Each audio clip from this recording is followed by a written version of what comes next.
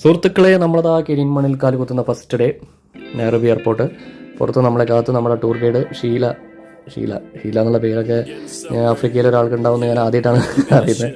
അവർ നമ്മളതിനെ വെൽക്കം ചെയ്യുന്നത് ഇങ്ങനെയാണ്. അവരുടെ ട്രഡീഷണൽ ഡ്രസ്സസ് ആയിട്ടുള്ള ഷോള്, ഓർണമെന്റ്സ് കാര്യങ്ങളൊക്കെ ഇടിപ്പിച്ചിട്ട്.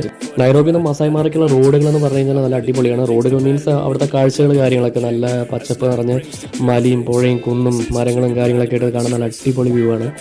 മാപ്പിലൊന്നും കണ്ട ആഫ്രിക്കയല്ല.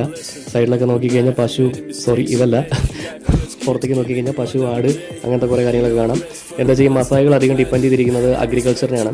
അവരുടെ 75% ആൾക്കാരും കൃഷിക്കാരാണ്. അതാണ് അവരുടെ ബേസിക് വരുമാനം എന്ന് പറഞ്ഞു കഴിഞ്ഞാൽ.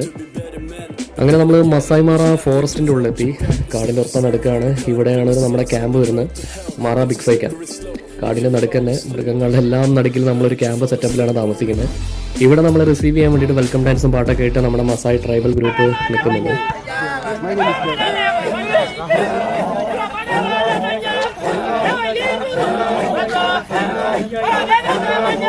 അപ്പോൾ ഈ വെൽക്കം പരിപാടികൾ കഴിഞ്ഞ് നമ്മൾ നമ്മുടെ ക്യാമ്പിലേക്ക് പോവാണ്. പോകുന്ന വഴി കാട്ടുകൂടെ തന്നെയാണ് പോകുന്നത്. അപ്പോൾ നമുക്ക് സെക്യൂരിറ്റി ആയിട്ട് ഇവരുണ്ട്. ഇവരുടെ കയ്യിൽ ഈ അത്യാവശ്യം ആയുധങ്ങൾ കാര്യങ്ങളൊക്കെ ഉണ്ട്.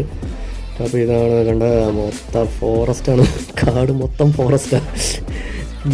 ഇവിടെ കഴിഞ്ഞ ഒരു അവസ്ഥ എന്ന് പറഞ്ഞാൽ കുറച്ച് അഡ്വഞ്ചറസ് ആയിരുന്നു. ഇത് എന്താ പറയുക, രാത്രി ഉറക്കമൊന്നും കിട്ടില്ല. അത് പിന്നെ പറയാം, നമുക്ക് വഴിയെ പറയാം. ഉള്ളിലൊക്കെ അത്യാവശ്യം നല്ല സെറ്റപ്പാണ്. അപ്പുറത്തുനിന്ന് എന്തെങ്കിലുമൊക്കെ കയറി വരുന്നുണ്ടെന്ന് നോക്കി പേടിച്ച് നിൽക്കുന്ന എൻ്റെ പ്രിയപ്പെട്ട ഭാര്യയെ കാണാം. അപ്പോൾ ഇതാണ് മസായി മാറ ക്യാമ്പ്, മാറ